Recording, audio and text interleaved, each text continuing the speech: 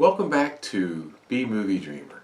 I'm Paul, and this is the second segment of my behind-the-scenes look of my amateur film, Space Spider. What I'm trying to do here, if you missed the introduction, that's in episode 1, I'm trying to not only make my no-budget movies, which I'm amateur, the films are amateur, and do the best that I can. But what I'm trying to do is I'm trying to make a behind-the-scenes look while I'm making the movie. Most of this kind of stuff is done after the movie, bonus material. I've mentioned this before. I just wanted to give you a slight refresher of what exactly it is that we do here. And that's what makes Be Movie Dreamer different, that I'm doing it while I go along. It pushes me to continue to work and then stop and show you what I'm doing and then continue the process over and over again. So I'm glad you're back, and we will continue with the segment, and I'm going to show you some other things.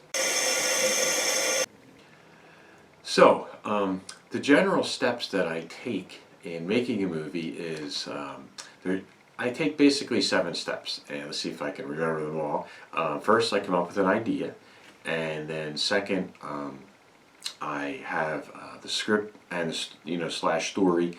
Come up with that, and then third, I work on the props and the miniatures, and let's see, fourth, the casting. A lot of friends, relatives, anybody who wants to really give it a try. And I guess location would be 5. I got to figure out where some of these locations are at, what I can do, where I can go, and of course, all working with a no budget. So it can be tricky. Let's see. Oh, and then of course there's the actual filming. We have to do that, and then after that is the really long part, which is the editing. For a guy like me, it really is, computer-wise, it's the hardest thing for me to do. But it does take a long time. You need to pick and choose, your scenes.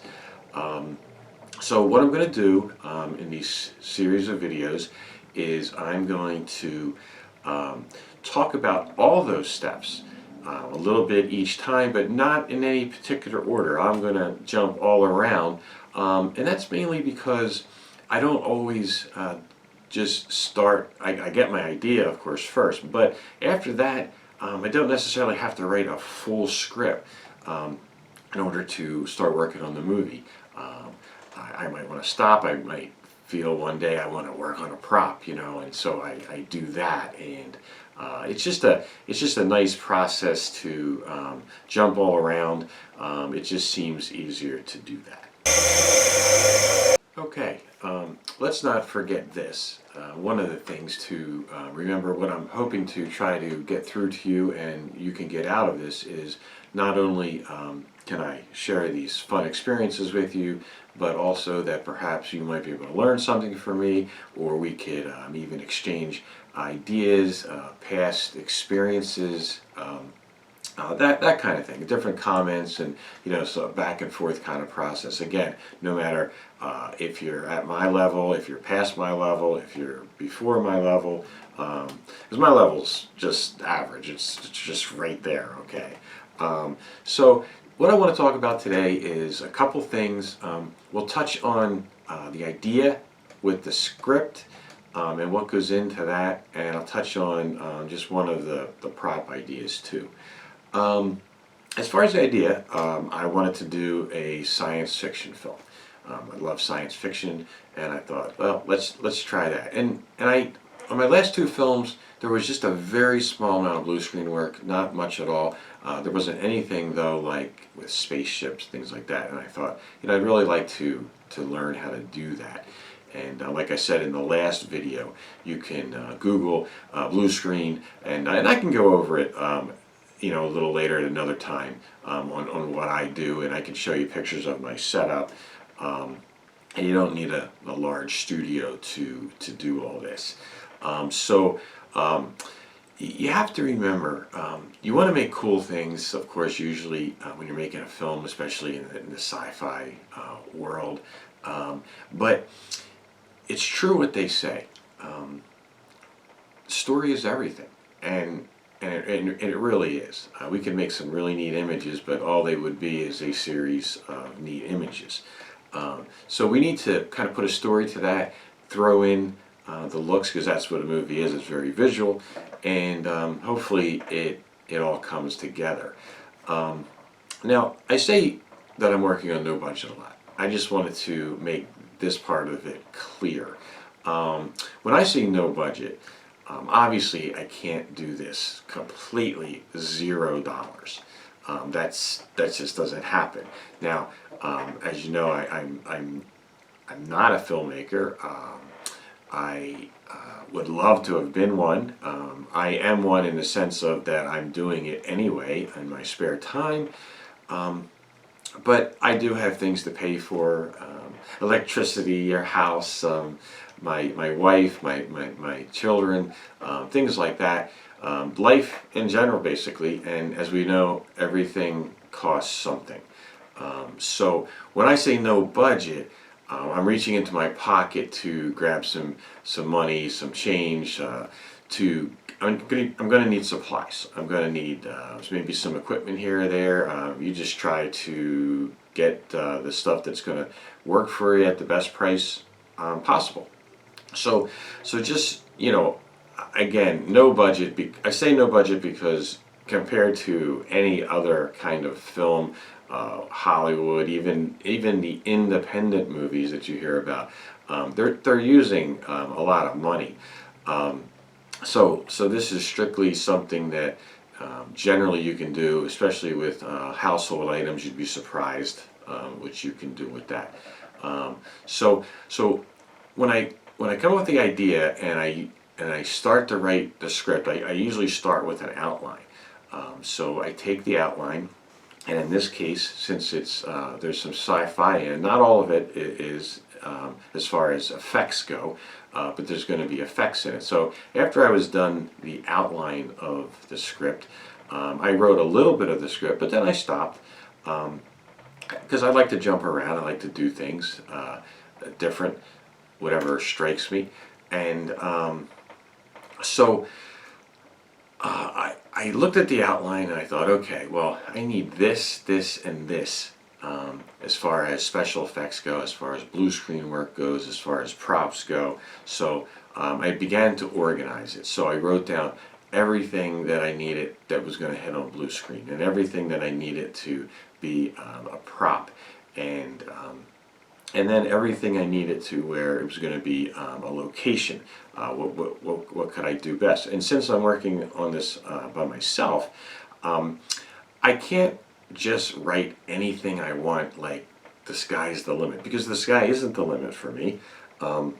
You need to, if you're in the situation that I'm in, and a lot of people are, because we want to do this and keep the fun in mind too, but if you're in this kind of situation, you're going to have to alter your script a little bit to fit what it is you have to work with. You just can't do everything if you don't have the money to do everything or the means to do everything. So keep that in mind as well. And now let me move on to the next piece. To finish up the script idea, one of the things I wanted to touch on was when you come up with your idea and then you come up with an outline of what you'd like to see done, you usually don't have a lot of names figured out, not even the name of the movie generally. And this is kind of fun, at least for me. So I look at the different characters that I know I'm going to have in it. So then I begin to think, okay, what are they doing in this story? What are they going to do? So let's create some names. And I enjoy that part of it. I think it's fun. You come up with some neat names. I try not to make them like so you can't pronounce them, that kind of thing. You want people to try to be able to recognize and remember them when they're talking about them later. So that's kind of fun. The other thing that's I find very interesting is the title. The title's a lot of fun to come up with. You just write down everything that hits you about the movie, and you know, you look at the choices, and of course remember, this is a B movie.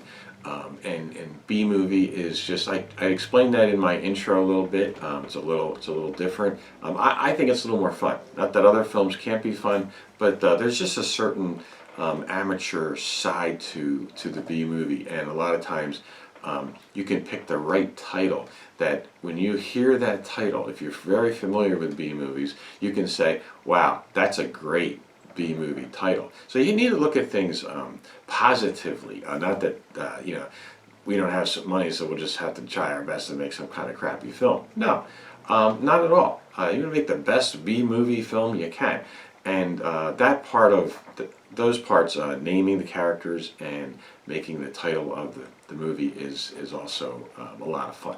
I just wanted to throw that in also. So the next thing I'm going to show you is I looked at the list of shots I needed on blue screen, and one of them is it's going to be the surface of the moon, and there's going to be a specific spot on the moon. It's going to be a rock kind of formation, a lot of dust and stuff on the ground. Moon, we'll call it moon dust, and I need to build a small platform, basically made from the rock, and because I need it to, there's a particular freighter in this movie that needs to, it either is going to land or it's going to take off. It's definitely going to launch, but it needs the place. It needs a place to be. So, you know, some of these things can get monotonous, but you have to build them. They just don't magically appear, these props. You can use stuff for sure and change it into it, but sometimes you have to start from scratch, and this is one of the things that you do. So the next thing I show you is going to be the rock formation that we're going to use as the landing / launching pad, and I'm going to make it in the most primitive possible way that I'm aware of and I've done before, and it does work. And I'm going to show you just a little bit about paper mache. Okay, well, I thought I would show you a little bit more about our next thing is paper mache.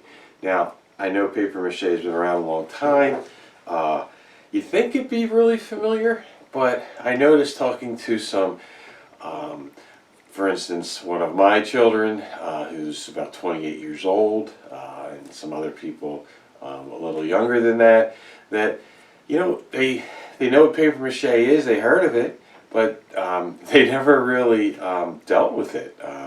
So I didn't want to take anything for granted. Just tell you a little bit about paper mache. So what we're going to do is right here. Hopefully you can see this. I built. It's supposed to be the beginning of a rock formation that I'm going to use as our moon surface. And I don't know if you can see this or not, but there's a bulk here for like a rock surface, and then it kind of goes down here as if the boulders were smoothed out a little bit. And what this is going to actually be is this is going to be our ramps for the different freighter spaceships that will take off from this. So what I've done is I've gotten some chicken wire, and I've kind of molded it and just moved it around, and in some spots where I added this small piece that goes down like this onto this piece here, I used some ties from like plastic bags, bread, that kind of thing, and just kind of shape it the way you want to. It doesn't have to be perfect, especially if you're making rocks and boulders and stuff. It doesn't have to be perfect at all. Okay, so then basically we have a container, and I just use Elmer's glue. It's nice and simple for me, and I'm using Elmer's glue and water. Now, it doesn't matter. You can use hot water, you can use cold water, whichever you prefer. A little warm water might be better, just because your hands are going to be in this. So basically, it's half and half. So This particular bottle I had grabbed, it was about a little more than, I don't know if you can see it or not, but it was a little more than halfway full, and I marked it with a black marker on the side there of how much glue was in it. So I emptied it. I emptied the glue into this small container, and then I used exactly the same amount of water that I did for how much glue was in the bottle. I poured it in here, and I mixed it up.